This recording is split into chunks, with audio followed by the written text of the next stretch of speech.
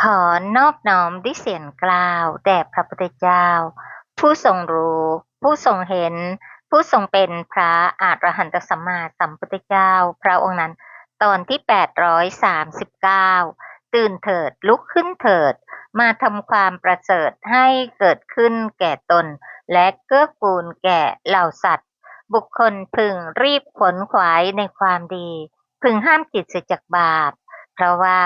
เมื่อบุคคลทำความดีช้าอยู่ใจจะยินดีในบาปนะโมตัสสะภะคะวะโตอะระหะโตสัมมาสัมพุทธัสสะนะโมตัสสะภะคะวะโตอะระหะโตสัมมาสัมพุทธัสสะนะโมตัสสะภะคะวะโตอะระหะโตสัมมาสัมพุทธัสสะพุทธังสรณังคัจฉามิธัมมังสรณังคัจฉามิสังฆังสรณังคัจฉามิ ทุติยัมปิพุทธังสรณังคัจฉามิทุติยัมปิธัมมังสรณังคัจฉามิทุติยัมปิสังฆังสรณังคัจฉามิตติยัมปิพุทธังสรณังคัจฉามิตติยัมปิธัมมังสรณังคัจฉามิตติยัมปิสังฆังสรณังคัจฉามินัตถิเมสรณังอัญญังพุทโธเมสรณังวรังเอเตนะสัจวัชเชนะ วัตเตยังสัตตุสาสเนนัตถิเมสรนังอัญญังธัมโมเมสรนังวรังเอเตนะสัจวัชเชนะวัตเตยังสัตตุสาสเนนัตถิเมสรนังอัญญังสังโฆเมสรนังวรังเอเตนะสัจวัชเชนะวัตเตยังสัตตุสาสเนที่พึ่งอื่นของข้าพเจ้าไม่มี พระพุทธเจ้าเป็นที่พึ่งอันประเสริฐของข้าพเจ้าด้วยการกล่าวคำสัตย์นี้ข้าพเจ้าพึงเจริญในพระศาสนาของพระศาสดาที่พึ่งอื่นของข้าพเจ้าไม่มีพระธรรมเป็นที่พึ่งอันประเสริฐของข้าพเจ้าด้วยการกล่าวคำสัตย์นี้ข้าพเจ้าพึงเจริญในพระศาสนาของพระศาสดา ที่พึ่งอื่นของข้าพเจ้าไม่มีพระสงฆ์เป็นที่พึ่งอันประเสริฐของข้าพเจ้าด้วยการกล่าวคำสัตย์นี้ข้าพเจ้าพึงเจริญในพระศาสนาของพระศาสดาปานาติปาตาเวรมณีสิกขาปะทังสมาธิยามิอทินาทานาเวรมณีสิกขาปะทังสมาธิยามิกาเมสุมิชฌาจารา เวรมณีสิกขาปะทังสมาธิยามิมุสาวาทาเวรมณีสิกขาปะทังสมาธิยามิปิสุนาวาจาเวรมณีสิกขาปะทังสมาธิยามิพลุสวาจาเวรมณีสิกขาปะทังสมาธิยามิสัมปัปปราปะเวรมณีสิกขาปะทังสมาธิยามิมิจฉาอาชีวา เวรมณีสิกขาปะทังสมาธิยามิข้าพเจ้าขอสมาทานอาชีวถามากศีลตามเยี่ยงอย่างพระอรหันต์เพื่ออนุปาทาปรินิพพานในปัจจุบันบูชาพระรัตนตรัยอันสูงสุดปานาติปาตาเวรมณีสิกขาปะทังสมาธิยามิอทินาทานาเวรมณีสิกขาปะทังสมาธิยามิ อพรหมจริยาเวรมณีสิกขาปะทังสมาธิยามิมุสาวาทาเวรมณีสิกขาปะทังสมาธิยามิสุราเมรยะมัชฌะปมาทฐานาเวรมณีสิกขาปะทังสมาธิยามิวิกาลโภชนาเวรมณีสิกขาปะทังสมาธิยามินัจจคีตวาทิตวิสุกทัสสนาเวรมณีสิกขาปะทังสมาธิยามิมาลาคันทวิเลปนะธารณะมันดนะวิภูสนัฏฐานาเวรมณีสิกขาปะทังสมาธิยามิอุจจาสยนะมหาสยนาเวรมณีสิกขาปะทังสมาธิยามิชาตะรูปะรัชตะปฏิฆหนาเวรมณีสิกขาปะทังสมาธิยามิข้าพเจ้าขอสมาทาน ศีล10 ประการนี้ตามเยี่ยงอย่างพระอรหันต์ พื่ออนุปาทาปรินิพพานในปัจจุบันบูชาพระรัตนตรัยอันสูงสุดขอเจริญกุศลกรรมบท10งดเว้นจากอกุศลกรรมบท10เจริญบารมี10เจริญบุญญากิริยาวัตถุ10เจริญโพธิปักขิยธรรม37ประการอันประกอบด้วยสติปัฏฐาน4สัมมัปปทาน4อิทธิบาท4อินทรีย์5พละ5โพชฌงค์7อริยมรรคมีองค์8เพื่ออนุปาทาปรินิพพานในปัจจุบันบูชาพระรัตนตรัยอันสูงสุดท่านผู้มีบุญมากทั้งหลายก็คงตื่นกันขึ้นมาแล้วนะคะด้วยความสุขกายสุขใจและปลอดภัยกันอยู่ก็คงร่วมกันศึกษาในเรื่องของอุปทานขันธ์5ซึ่งขณะนี้ก็ศึกษาในเรื่องของจิตปรมัตถ์เพื่อให้เห็นว่าอุปทานขันธ์5ไม่ว่าจะเกิดในภพภูมิใดเป็นสิ่งที่นำมาซึ่งความโหดร้ายในสังสารวัฏการดับของขันธ์5นั้นคือพระนิพพานเรามาศึกษาร่วมกันเพื่อก้าวไปสู่ประตูแห่งพระนิพพานนั่นก็คือการเจริญอริยมรรคมีองค์8ให้บริบูรณ์หรือความบริบูรณ์พร้อมแห่งโพธิปักขิยธรรมนั่นเองนะคะซึ่งขณะนี้ก็ได้ศึกษากันไปในความนอบน้อมซึ่งมีอยู่4อย่างคือลาภาวันธนาความนอบน้อมเพราะลาภอันนี้ก็คงไม่ใช่ประสงค์ในการศึกษาของเราทั้งหลาย2พยาวันธนาความนอบน้อมเพราะกลัวก็เช่นกันนะคะไม่ใช่วัตถุประสงค์3กุลาจาระวันธนาความนอบน้อมตามประเพณีของตระกูลก็ไม่ใช่นั่นก็คือข้อ4อภิวันธนาความนอบน้อมพิเศษคือนอบน้อมศีลคุณสมาธิคุณปัญญาคุณอีกในหนึ่งความหมายของความนอบน้อมนั้นมี3อย่างคือ1กายวันธนาความนอบน้อมด้วยกาย2วจีวันธนาความนอบน้อมด้วยวาจา4มโนวันธนานอบน้อมด้วยใจ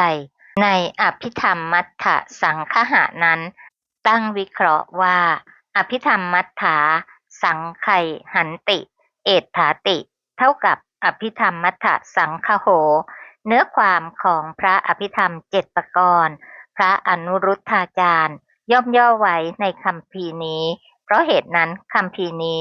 ชื่อว่าอภิธรรมมัฏฐสังคหะแปลว่า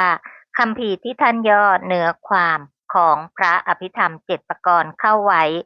พระบาลีมี2อย่างคือธรรมะ1วินัย1ธรรมะแยกออกเป็น2อย่าง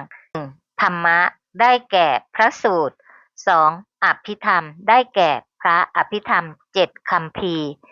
2วินัยแยกออกเป็น2อย่างคือ1วินัยได้แก่อุปโตวิพัง2อภิวินัยได้แก่ขันธกะวรรคคือมหาวรรคจุลวรรคกับปริวารอีกในหนึ่งวินัยมี2อย่างคือ1สังวรวินัย2ปหานะวินัยในสังวรวินัยนั้นมี5อย่างคือ1ศีลสังวรสำรวมด้วยศีลได้แก่ปาติโมกขสังวร2สติสังวรสำรวมด้วยสติได้แก่รักษาอินทรีย์6 3ญาณสังวรสำรวมด้วยญาณอันได้แก่วิปัสสนาปัญญา4ขันติสังวรสำรวมด้วยขันติได้แก่อดทนต่อหนาวร้อนเป็นต้น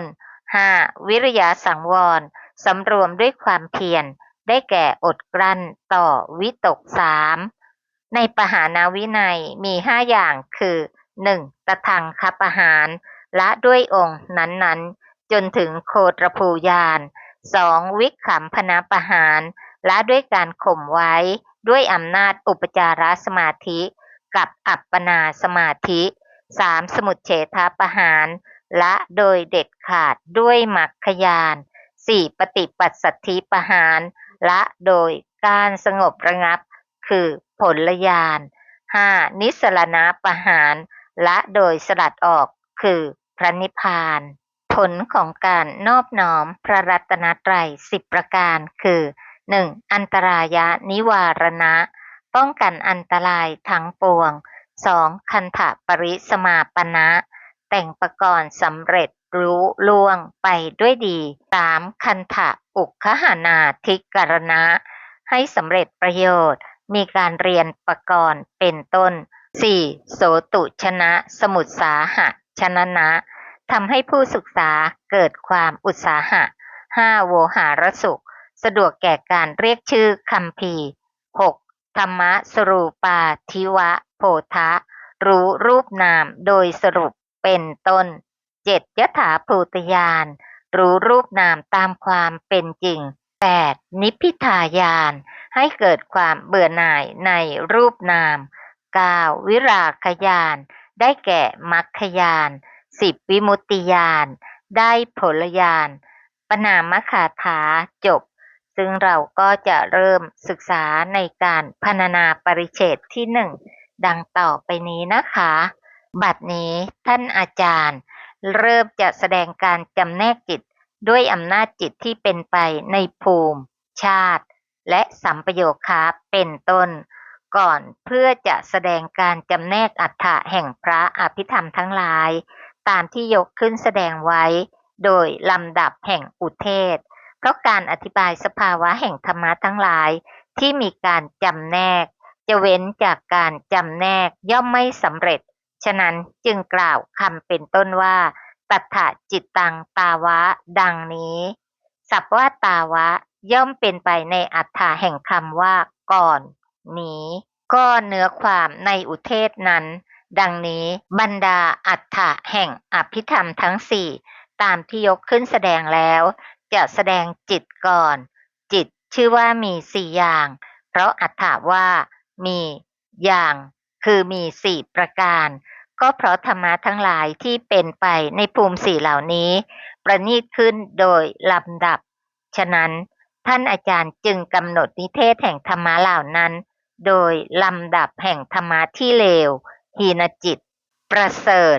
อุกกัตถะประเสริฐกว่าอุกกัตถะตระ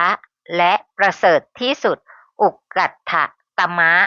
ก่อนจะก้าวต่อไปก็ทบทวนนัยยะของจิต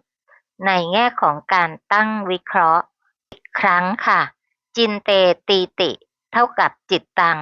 ธรรมชาติใดย่อมคิดเพราะเหตุนั้นธรรมชาตินั้นชื่อว่าจิตตะอารัมมนังวิชานาตีติอัตโถซึ่งอธิบายว่าธรรมชาติที่รู้อารมณ์ชื่อว่าจิตจินเตติจินตนาจินตาทั้งสามบทนี้แปลว่าคิดโดยคำแรกเป็นคำกริยาส่วนสองคำหลังเป็นคำนามจินตาแปลว่าการคิดการคิดนั้นมีสามอย่างคือหนึ่งอุหะนะนะจินตาได้แก่วิตกก็คือตัววิตกเจตสิกนะคะสองวิชานะนะจินตาได้แก่จิตสามปชานะนะจินตาได้แก่ปัญญาในวิเคราะห์นี้หมายเอาวิชานะนะจินตาแปลว่ารู้อารมณ์คำว่าจิตตะศัพท์นี้ไม่ได้หมายความว่าคิดเท่านั้นยังหมายความว่าทำให้วิจิตรได้อีกดังวิเคราะห์ว่าจิตตังกโรตีติเท่ากับจิตตังธรรมชาติใดย่อมทำให้วิจิตรเพราะเหตุนั้นธรรมชาตินั้นชื่อว่าจิตตะแปลว่าทำให้วิจิตรคำว่าวิจิตรนั้นมีอยู่6อย่างคือ1จิต2สัญญา3ตัณหา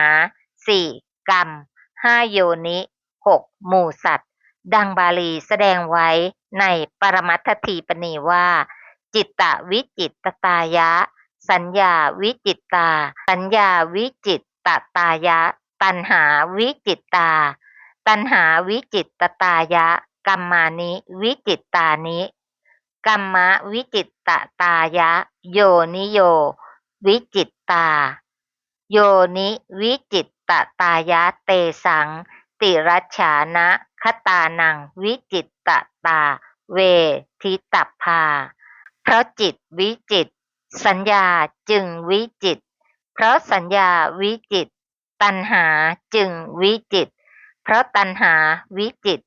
กรรมจึงวิจิตรเพราะกรรมวิจิตรกำเนิดจึงวิจิตรเพราะกำเนิดวิจิตรสัตว์เดรัจฉานจึงวิจิตรนักศึกษาพึงทราบความวิจิตรเหล่านั้นดังแสดงมานี้เมื่อสรุปแล้วคงได้ความดังนี้ 1. หมู่สัตว์วิจิตรคือมีมากมายหลายประเภทเพราะกำเนิดวิจิตร 2. กำเนิดวิจิตรเพราะกรรมคือการกระทำทางกายวาจาและใจวิจิตร 3. กรรมวิจิตรก็เพราะตัณหาวิจิตร 4. ตัณหาวิจิตรก็เพราะสัญญาคือความจำเรื่องราวต่างๆวิจิตร 5. สัญญาวิจิตรก็เพราะจิตวิจิตรซึ่งจิตที่วิจิตรนั้นด้วยอกุศล12กุศล21กิริยา20วิบาก36แม้รูปภาพต่างๆที่นายช่างเขียนขึ้นซึ่งพากันโฆษณาอยู่ดาดดื่นนั้นก็เพราะจิตนั้นเองคิดขึ้นเพราะฉะนั้นจิตจึงวิจิตรยิ่งกว่าอะไรทั้งหมดตกลงมีสัตว์บุคคลไหมคะก็ไม่มีนะคะการกระทำเนื่องด้วยกายวาจาหรือทางใจนั้นก็เพราะด้วยจิตที่วิจิตรต่างๆนั่นเองนะคะลักษณะของจิตอารัมมณวิชานนะลักขณังจิตมีการรู้อารมณ์เป็นลักษณะคำว่าลักษณะนั้นมีอยู่2อย่าง1สภาวะลักษณะหมายถึงลักษณะเฉพาะของสภาวะธรรมนั้นๆซึ่งในที่นี้เมื่อกล่าวว่ามีการรู้อารมณ์เป็นลักษณะจึงได้แก่จิตนั่นเอง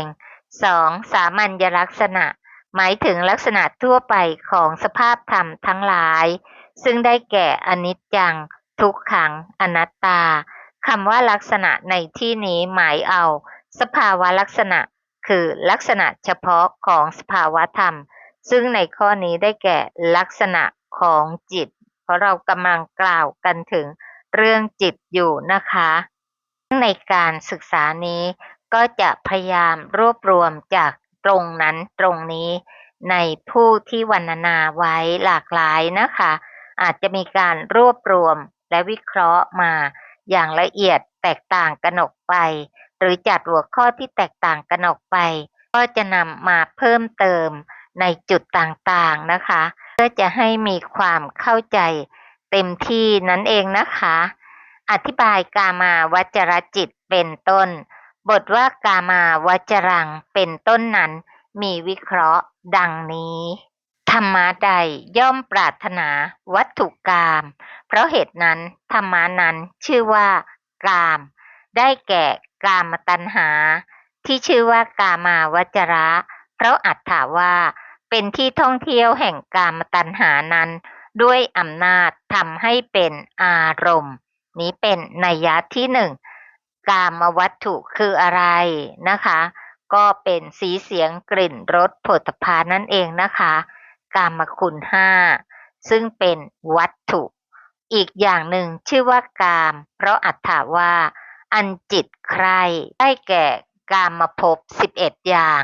ชื่อว่ากามาวจรเพราะอัตถาว่าจิตนั้นท่องเที่ยวไปในกามภพนั้นโดยมากก็จิตนี้แม้เป็นไปในรูปภพและอรูปภพก็ชื่อว่ากามาวจระเพราะท่านประสงค์เอาอาการท่องเที่ยวไปโดยมากนี้เป็นนัยยะที่2อีกอย่างหนึ่งกามภพนั้นแหละชื่อว่ากามภพนั้นชื่อว่ากามาวจรเพราะอัตถาว่าเป็นที่ท่องเที่ยวแห่งกามนั้น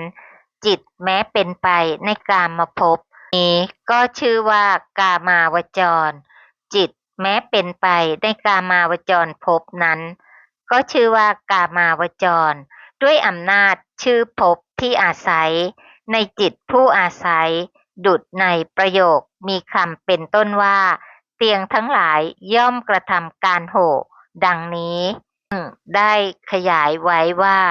ชนผู้ยืนอยู่บนเตียงเปล่งเสียงสูงหรือโห่เตียงดุจภพคนโห่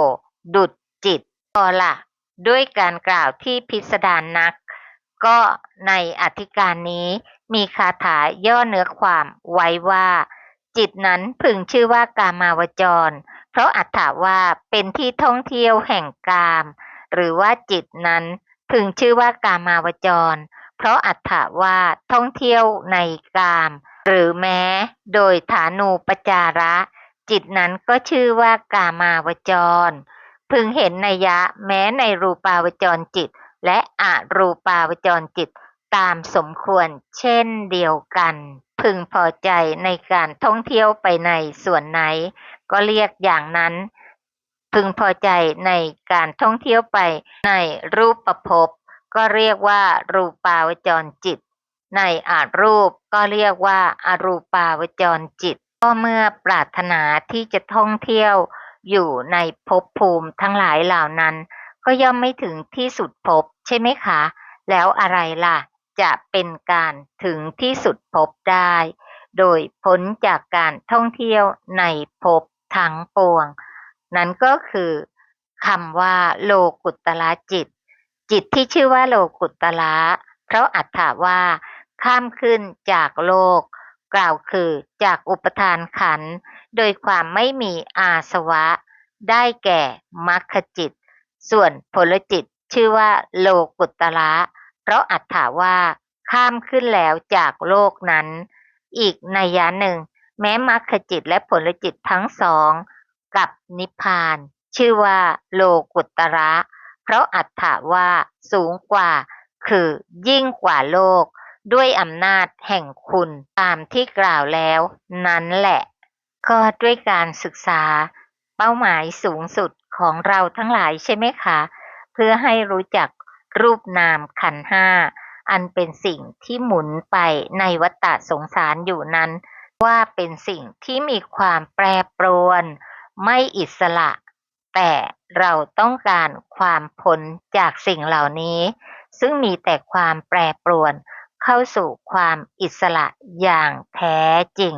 นั้นก็คือพระนิพพานค่ะด้วยการศึกษาและปฏิบัติธรรมเพื่ออนุปาทาปรินิพพานในปัจจุบันด้วยสัจจะวาจานี้หม่อมฉันทั้งหลายเชื่อมั่นว่าจะเป็นปัจจัยในการแทงตลอดในอริยสัจสี่โดยง่ายโดยพลันในการปัจจุบันขอน้อมมหากุศลและอุทิศบุญทั้งสิ้นแด่สรรพสัตว์ทั้ง31ภพภูมิขอทุกท่านจงมีจิตโสมนัสยินดีอนุโมทนาในมหากุศลทั้งสิ้นเพื่ออนุปาทาปรินิพพานโดยง่ายโดยพลันโดยทั่วกันทุกตนทุกท่านค่ะกราบอนุโมทนาในมหากุศลของทุกท่านด้วยความเคารพอย่างสูงกราบสาธุสาธุสาธุเจ้าค่ะค่ะ